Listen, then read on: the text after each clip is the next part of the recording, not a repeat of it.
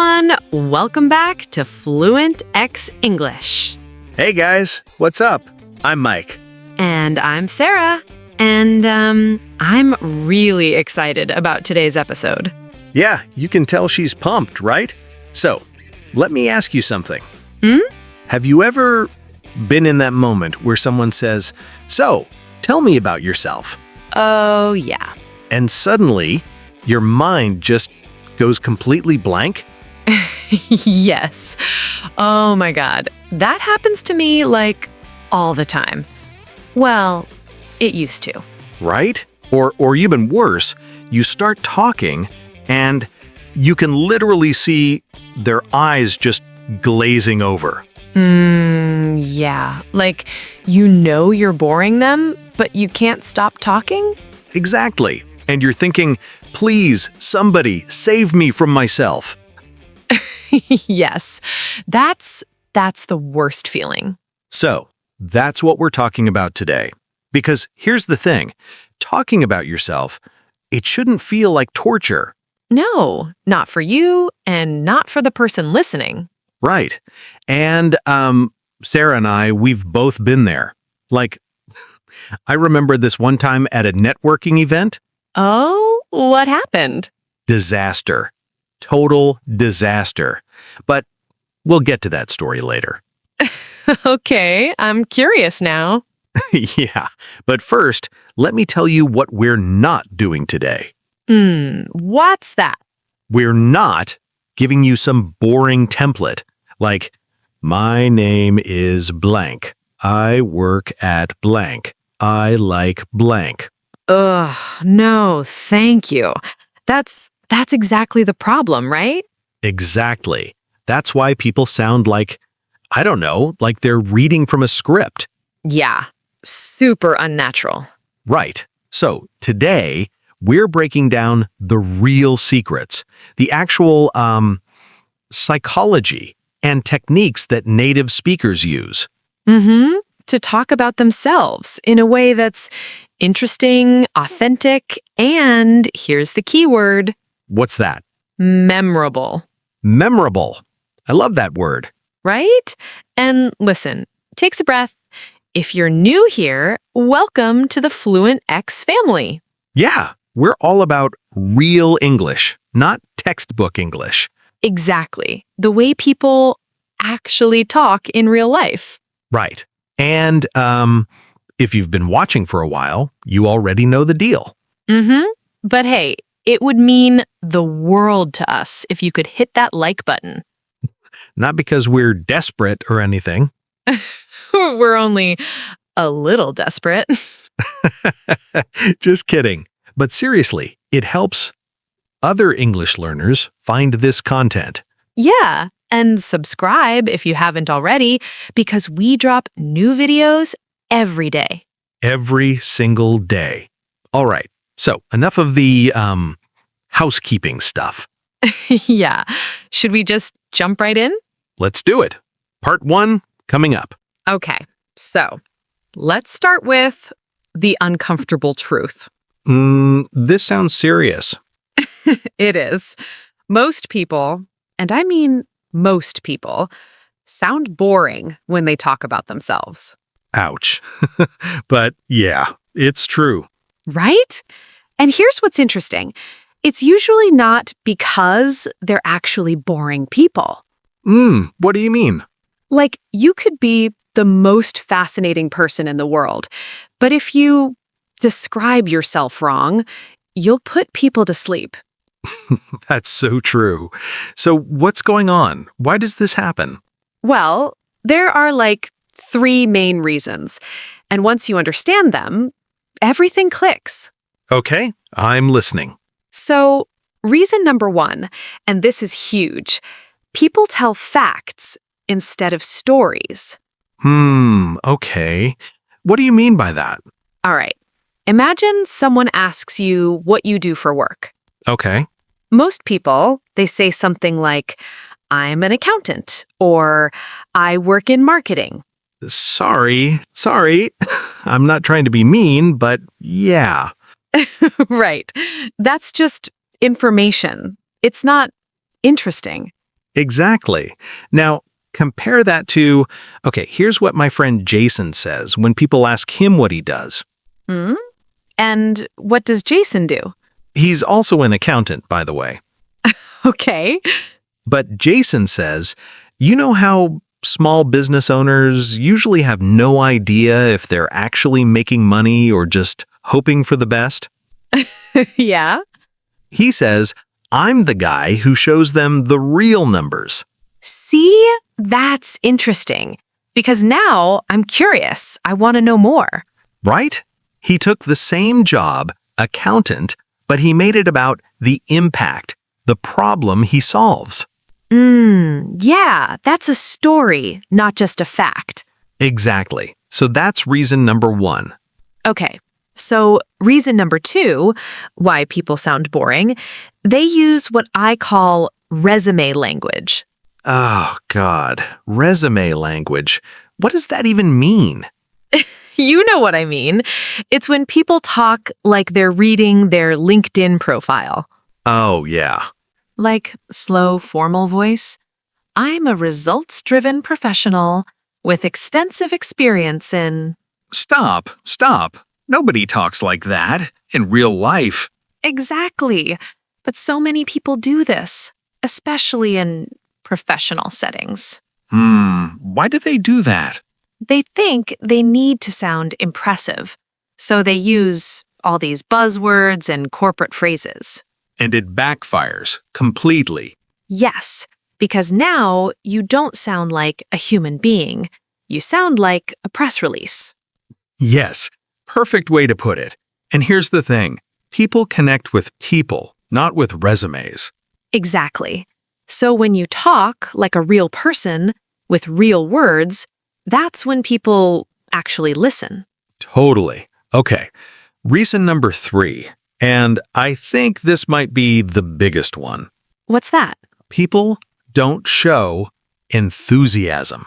Oh, this one hits home because I used to do this. Really? Yeah, I would talk about things I genuinely loved, but I would say it in this flat, monotone way. Why? Because I didn't want to seem too excited or, I don't know, over the top.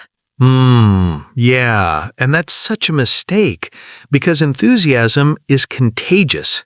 It really is. When you light up talking about something, other people get interested too. Exactly. Like, okay, you love baking, right? I do. I could talk about sourdough bread for hours. Okay, but if you just say, yeah, I like to bake sometimes, who cares, right? Right. Nobody cares. Right. But if you say it with enthusiasm, okay, you do it. Show me the excited version. Okay, so I'm obsessed with making sourdough bread. Like, I have this starter that I've been feeding for 2 years. 2 years? Yeah, it's basically my pet at this point.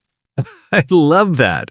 And there's something so satisfying, turning just flour, water, and salt into this perfect crusty loaf. The smell alone makes my whole apartment feel like a bakery. See? I'm interested now. I don't even bake, but you made me want to hear more. Right? And that's just about bread. Imagine if you're talking about your actual career or something you're really passionate about. So true.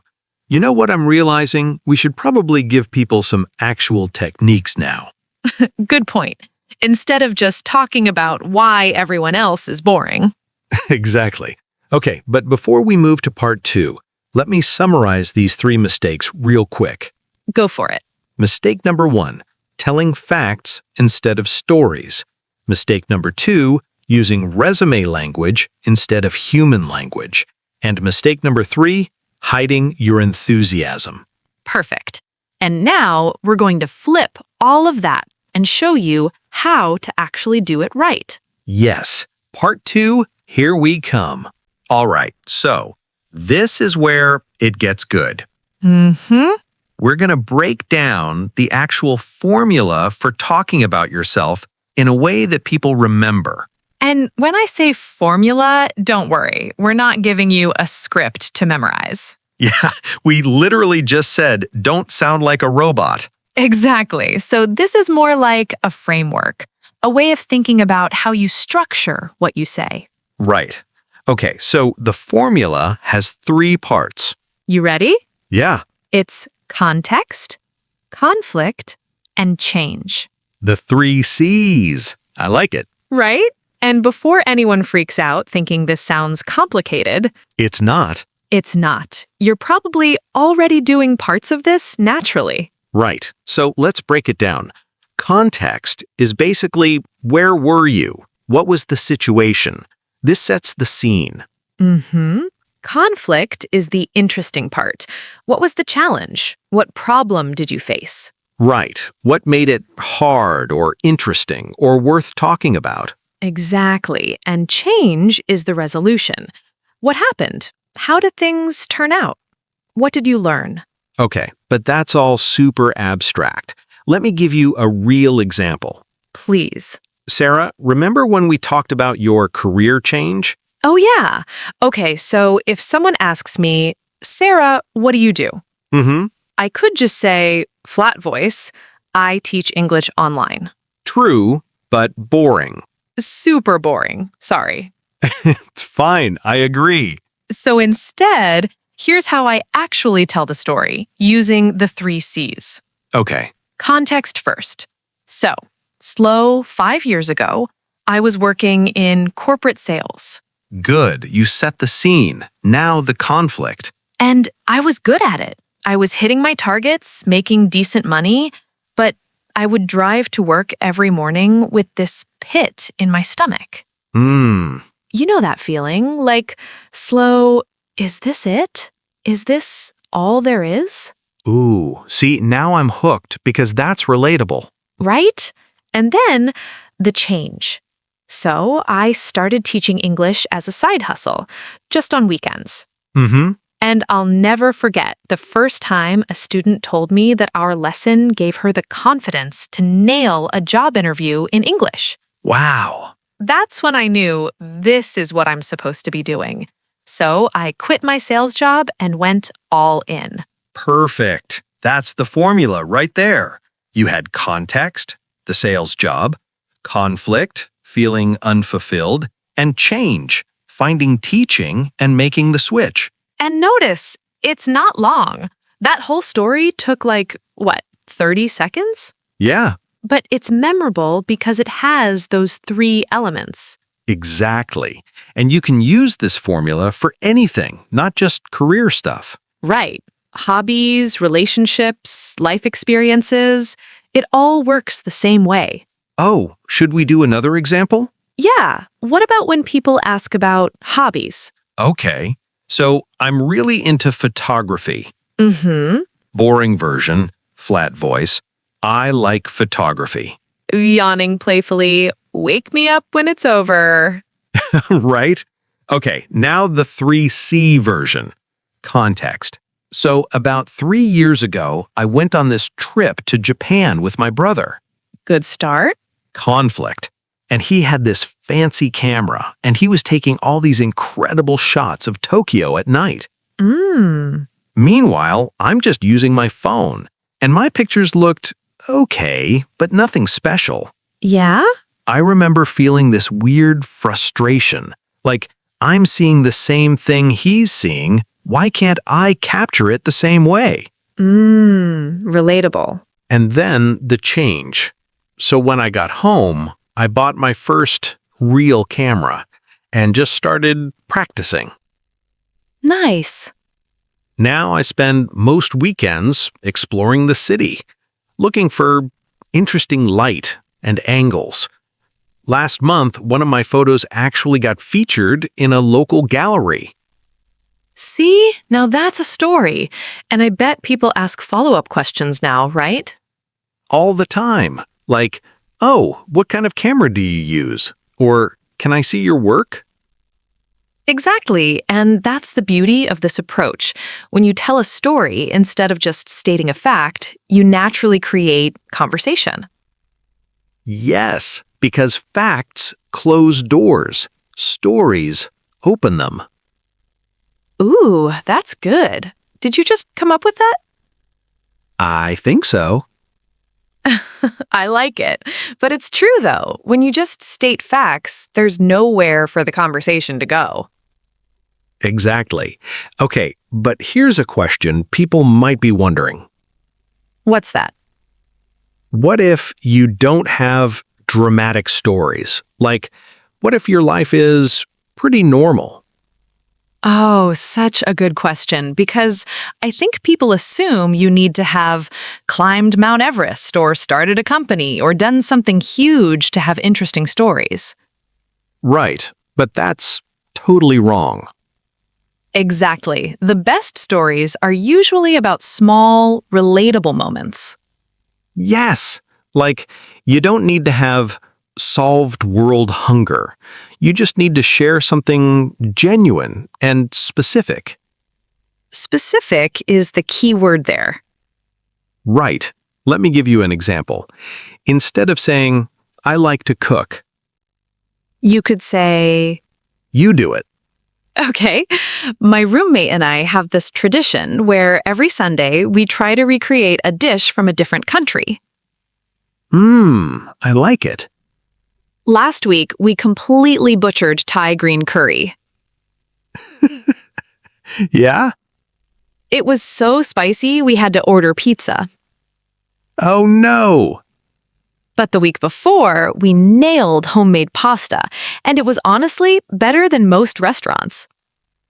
Perfect. See, that's not a dramatic story, but it's specific and it's real, so it's interesting. Exactly. And I'm getting hungry now. Same. Okay, so let's talk about another key element of good storytelling: What's that? emotion. Oh, yeah, this is so important. Your stories need to have feeling in them. Right. And I don't mean you need to cry or be super dramatic. Right. I just mean don't be afraid to talk about how things made you feel. Exactly. So instead of saying flat, I moved to a new city, Mm-hmm. you might say, I moved to a new city, and honestly, the first month was brutal. Yeah? I didn't know anyone, and I'd come home to my empty apartment and think, did I make a huge mistake? Exactly. Because now you're being vulnerable, and vulnerability creates connection. It really does. People relate to feelings way more than they relate to achievements. So true. You know what else makes stories better? What? Sensory details. Ooh, yes. Tell me more. Okay, so sensory details are things you saw, heard, smelled, touched, tasted. Mm-hmm. When you add these to your stories, they come alive. Right. So instead of flat, I went to a concert, Yeah? you might say, I went to this outdoor concert and I can still remember how the bass was so loud you could feel it vibrating in your chest. Mmm.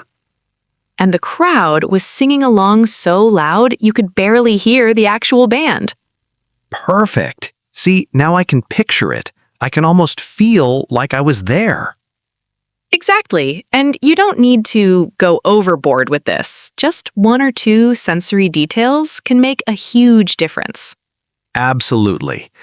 Okay, I think we've covered the storytelling formula pretty well. Yeah. Should we move to part 3? Wait, one more thing. Can we talk about the mistakes people make with this formula?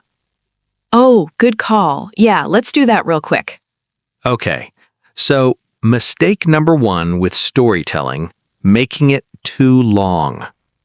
Yes, your story should be like 1 to 2 minutes max. If you're going longer than that, you're losing people. Right. And mistake number 2, making it all about you with no connection to the other person. What do you mean about that? Okay, so even when you're talking about yourself, you should be thinking about what the other person might relate to or find interesting. Ah, okay. It's still a conversation, not a monologue. Exactly.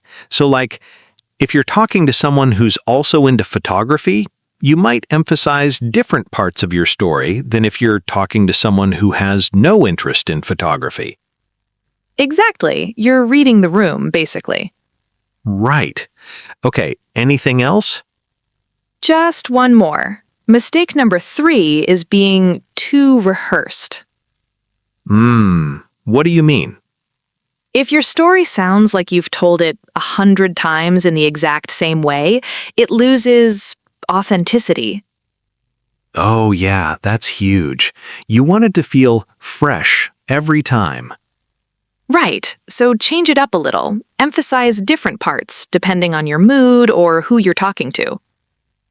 Perfect. Okay, now can we go to part 3? Yes, let's do it.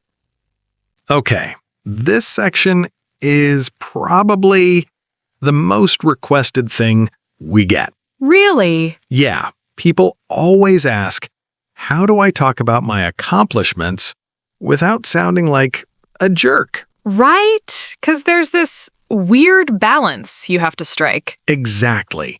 You want to share cool things you've done, but you don't want to come across as arrogant or like you're showing off. Right. And especially in American culture, there's this thing where you're supposed to be confident, but also humble at the same time. Chuckles, which is so confusing. How do you do both? Right? In some cultures, it's actually considered rude to talk about your achievements at all. Mm-hmm. But in America, if you don't advocate for yourself, nobody else will. So true. Okay, so let's break down how to do this right. Yeah. First technique. Frame your accomplishments as lessons learned rather than just wins. Ooh, I like that. Give me an example. Okay, so instead of saying, I won Salesperson of the Year, Mm-hmm. you could say, winning Salesperson of the Year taught me that listening to customers is way more important than having a perfect pitch. Nice. See, now you've mentioned the achievement, but you made it about the insight, not just the trophy. Exactly. You're showing humility and wisdom at the same time. I love that. Okay, technique number 2. Give credit to others. Yes, this is so powerful. When you share credit, you actually look better, not worse. Right? It's counterintuitive. So instead of, I launched a successful product, Yeah? you might say, our team launched this product, and I was lucky enough to lead the marketing side of it. Perfect. You still made it clear what your role was, but you acknowledged it was a team effort. Exactly. And people respect that so much more than someone who takes all the credit. Totally. Okay, technique number 3. And this one's my favorite. What's that? Use self-deprecating humor. Oh, you're good at this one. Thank you. So basically, you pair your accomplishment with a small joke about yourself. Give me an example. Okay, so I somehow managed to run a marathon last year, Mm-hmm. which is hilarious because I can't even run to catch the bus without getting winded. Perfect. You mentioned the marathon, which is impressive, but you made yourself relatable and funny. Right. And now people like you more because you're not taking yourself too seriously. This is such a good technique, but you have to be careful not to overdo it. Oh, absolutely. If you're constantly putting yourself down, that's not humility. That's just low self-esteem. Yeah, it should be light and playful, not genuinely self-critical. Exactly. Okay, technique number 4. Talk about the journey, not just the destination. Yes, this is another big one. So instead of just saying what you accomplished, Talk about what it took to get there. Right, because the struggle is actually more interesting than the achievement. Totally. Like, I got promoted to manager is just a fact. Mm-hmm. But I got promoted to manager after spending 2 years working on projects nobody else wanted to touch is a story. And it shows you earned it. You paid your dues. Exactly. People respect the grind. So true. Okay, what about when someone directly compliments you? Like, wow, you're so talented. Oh, God, this is so hard for people. Right? Most people either deflect completely, like dismissive, oh, it's nothing. Mm-hmm. Or they just say thanks, and it gets weird. Yeah, both of those are awkward. So here's what you do. Okay? Acknowledge, thank you so much. Context, I've been working on this for a while, so it means a lot that you noticed. Redirect, what about you? Are you working on anything creative right now? Oh, smooth. You accepted the compliment gracefully, gave them a little insight, and then turned it into a conversation. Exactly. You don't shut it down, but you also don't dwell on it forever. I love that. You know what else I've noticed? Really confident people ask questions about other people's experiences.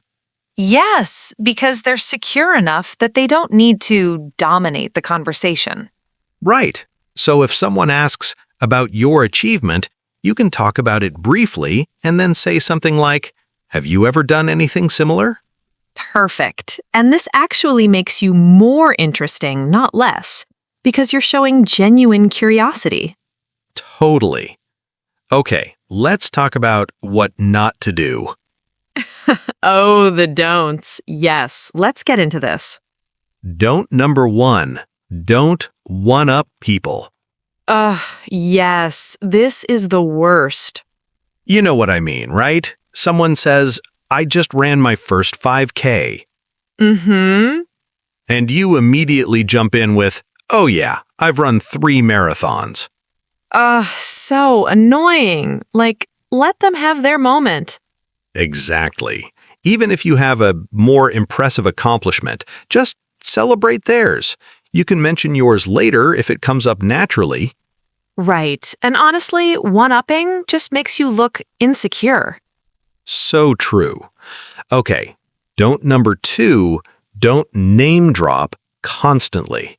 Oh my God, yes. Like, when I was having coffee with Elon Musk. Right? It's so transparent. If you need to mention someone famous or important to make yourself sound impressive, that's a red flag. Exactly. Your accomplishments should stand on their own. Although, to be fair, there are times when mentioning someone relevant makes sense for context. True. Like if someone asks, how did you get into that field? And your answer genuinely involves meeting someone well-known, that's fine. Right. It's about intention. Are you mentioning it because it's relevant or because you're trying to impress? Exactly. Okay, don't number 3. Don't be falsely modest. Ooh, what's falsely modest? It's when someone compliments you and you're like dismissive. Oh, anyone could have done it, or I just got lucky. Yeah, that's actually kind of insulting to yourself. Right, and it can even be insulting to the person complimenting you, because you're basically saying their judgment is wrong. True. So just accept the compliment and move on. Exactly. Okay, last don't. Don't compare yourself to others in a way that puts them down. Yes. So like, I'm not as disorganized as most people in my field. Yeah, you're trying to compliment yourself, but you're doing it by insulting others. Super bad look. Just focus on your own strengths without bringing others down. Perfectly said. All right, I think we've covered humble bragging pretty thoroughly. Agreed. Should we move to the final part? Let's do it. Part 4, here we come. Okay, so we've covered the foundation stuff. how to tell stories, how to talk about accomplishments. Right, but now we need to talk about context. Exactly. Because the way you talk about yourself at a job interview is different from how you talk about yourself on a first date. Exactly. And this is where a lot of people mess up. They have one way of introducing themselves, and they use it everywhere. Yeah, that doesn't work. No. So let's break down a few different scenarios and how to adjust. Perfect. Let's start with networking events, because those are tricky. Oh man, networking events. They can be awkward, right? So awkward. But here's the thing about networking. People aren't there to make friends necessarily. Right. They're there to make connections. Exactly. So you need to communicate your value quickly without being too salesy. Right. So my approach is lead with a problem you solve. Ooh, okay. Example? So instead of, I'm Mike, I do marketing, I might say, I help small businesses get more customers through social media. Nice, because now I know exactly what you do and who you help. Right. And if that's relevant to the person I'm talking to, they'll want to know more. Exactly. And if it's not relevant, they can quickly move on without it being awkward. Exactly. Networking is all about efficiency. Totally. Okay, what about job interviews? Oh, this is a whole different game. Right. In interviews, you need to balance confidence with coachability. What does that mean? So you want to show that you're competent and you've achieved things, but you also want to show that you're open to learning and growing. Ah, okay. So you're not just bragging, you're also showing humility and potential. Exactly. So when they ask, tell me about yourself, you want to hit 3 points. What are those? Relevant experience, key achievements, and why you're excited about this opportunity. And you want to tie it all back to how you can add value to their company. Yes, it's not just about you, it's about what you can do for them. Perfect. What about more casual settings, like when you're meeting new friends? Oh, this is so different. Right? With friends, you want to be way more relaxed and genuine. Exactly. Nobody wants to be friends with your resume. Right.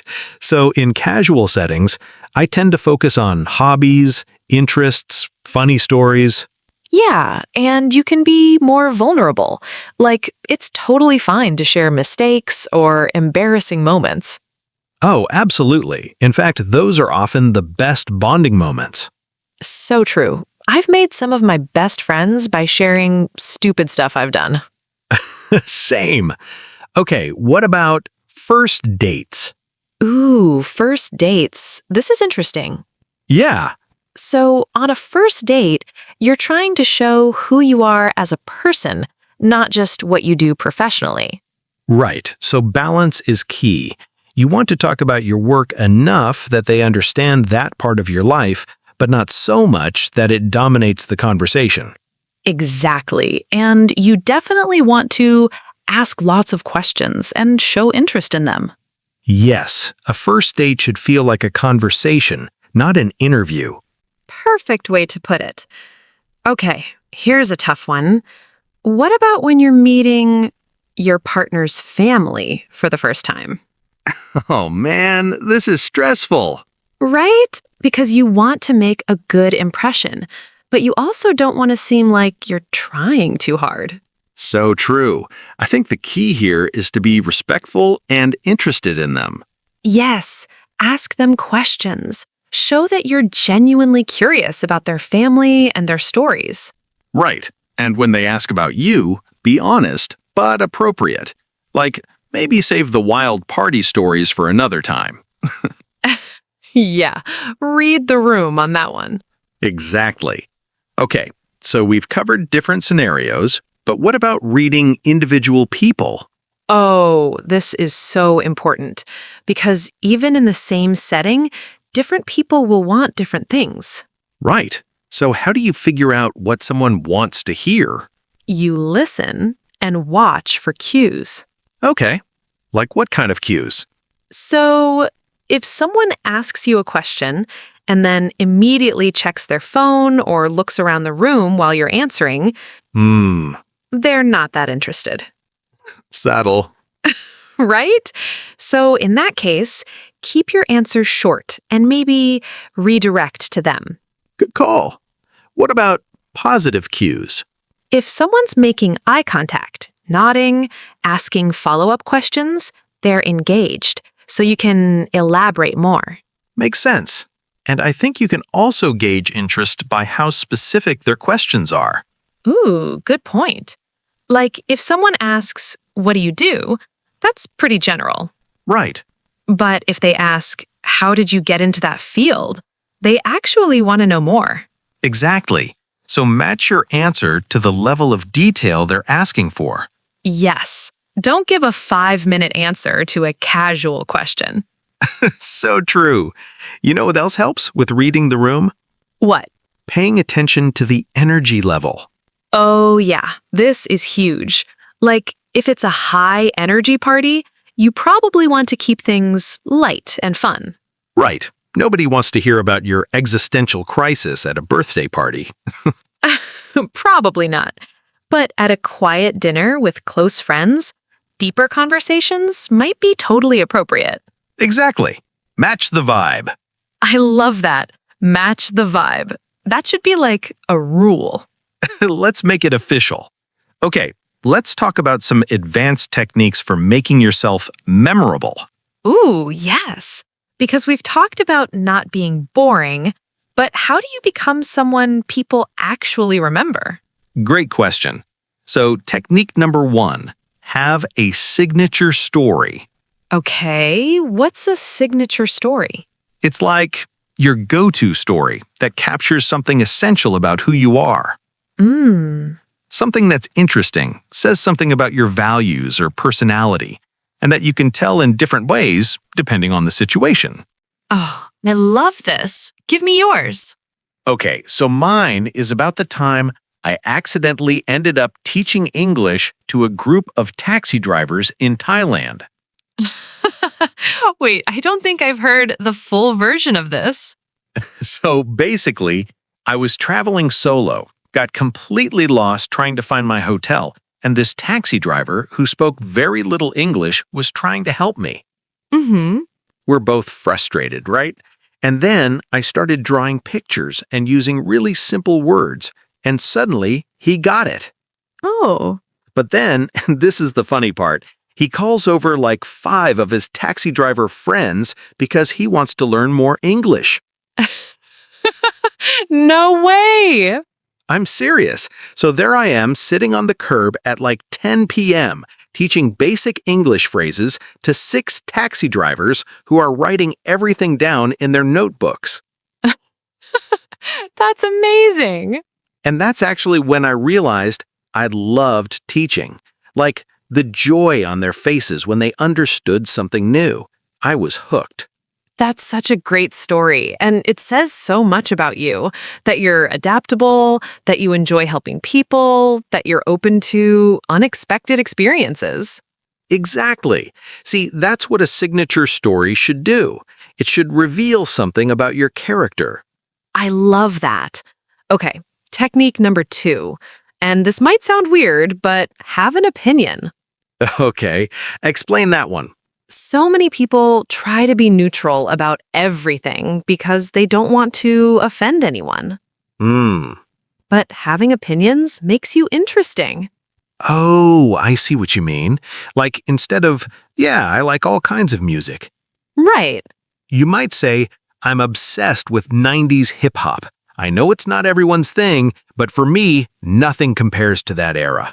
Perfect. Now we have something to talk about. Even if I disagree, at least it's interesting. Right. Bland agreement is boring. Passionate opinion is interesting. Exactly. Although you probably want to avoid super controversial opinions when you first meet someone. Yeah, maybe save your thoughts on politics and religion for later. Good call. Okay, technique number 4. Master the callback. Ooh, what's a callback? It's when you reference something from earlier in the conversation. So, like, if someone mentioned their training for a marathon, later you might say, this might sound intense compared to your marathon training, but... Ah, I love that, because it shows you were actually listening. Exactly. And people love when you remember details about them. So true. It makes them feel valued. Yes. And it creates this sense of connection, like you're building on a shared conversation history. Perfect. Okay, last technique, and this is kind of meta. What's that? Know when to stop talking, Oh man, this is the hardest one. right? Because when you're nervous or excited, you tend to keep going, even when you should wrap up. So how do you know when to stop? Watch for signals. If someone's body language is turning away, if they're giving short responses, if there's a lull in the conversation, those are all signs to land the plane. Land the plane. I love it. Yeah, finish your thought and give them space to either ask more or change the subject. That's really good advice. Less is often more. Exactly. Leave them wanting more rather than wishing you'd said less. Ooh, that's quotable. Thank you. Okay, I think we should probably start wrapping this up before we break our own rule about knowing when to stop. Good point. But wait, we should do a quick recap before we close out. Yes, absolutely. Let's summarize the key points. All right, everyone. So we covered a lot today. Yeah, we went deep, but let's break down the main takeaways so you can actually use this stuff. Perfect. So in part 1, we talked about why most people sound boring. Right. The 3 big reasons: telling facts instead of stories, using resume language, and hiding your enthusiasm. Right. And the fix for all of those is to be more human, more specific, and more genuine. Exactly. Then, in part 2, we gave you the storytelling formula: context, conflict, and change. The 3 C's. Use that framework whenever you're telling a story about yourself, and people will actually want to listen. Yes. And remember to include emotion and sensory details. That's what makes stories come alive. Totally. Okay, part 3 was all about the humble brag, how to talk about your accomplishments without sounding arrogant. Right. The key techniques were frame accomplishments as lessons learned, give credit to others, use self-deprecating humor, and talk about the journey, not just the destination. And avoid one-upping people, name-dropping, false modesty, and putting others down. Perfect summary. And then part 4 was about reading the room and adapting to different situations. Yeah, we talked about networking events, job interviews, casual settings, first dates, all require different approaches. And we covered how to read cues from people, to know if they're interested and want more details, or if you should keep it brief. Right. Match your energy and detail level to what the situation calls for. Exactly. And then we finished with some advanced techniques. Right. Having a signature story, using specific details, having opinions, mastering the callback, and knowing when to stop talking. Which we're about to do right now. Yes, but seriously, the biggest takeaway from all of this is What? just be yourself. Right. But be yourself strategically. Yes, be yourself, but be the most interesting version of yourself. Perfect. And remember, this is a skill. It gets easier with practice. So true. The more you do it, the more natural it becomes. Exactly. Don't expect to be perfect at this right away. Just start implementing 1 or 2 techniques and build from there. Great advice. Okay, so if you found this helpful, actually, let me know. Yeah, drop a comment below telling us your biggest takeaway from today's episode. Ooh, I love that. Yeah, tell us which technique you're most excited to try. And if you have questions or want us to cover a specific scenario in a future video, let us know that too. Yes, we read all the comments. Well, most of them. We try. Okay, and of course, if you haven't subscribed yet, what are you waiting for? Seriously, hit that subscribe button so you don't miss our next video. We've got some really cool stuff coming up. We do. Next week, we're talking about... Actually, should we tease it? Let's save it for the end screen. Keep them in suspense. Ooh, I like it. Mysterious. All right, I think that's a wrap. Thanks so much for watching, everyone. Yeah, thank you. And remember, you're more interesting than you think you are. Ooh, I like that. That's a good way to end it. Giggles. Thanks. I just thought of it. Perfect. All right, everyone. Until next time. Keep learning, keep growing, and keep being awesome. See you tomorrow. Bye. Peace out.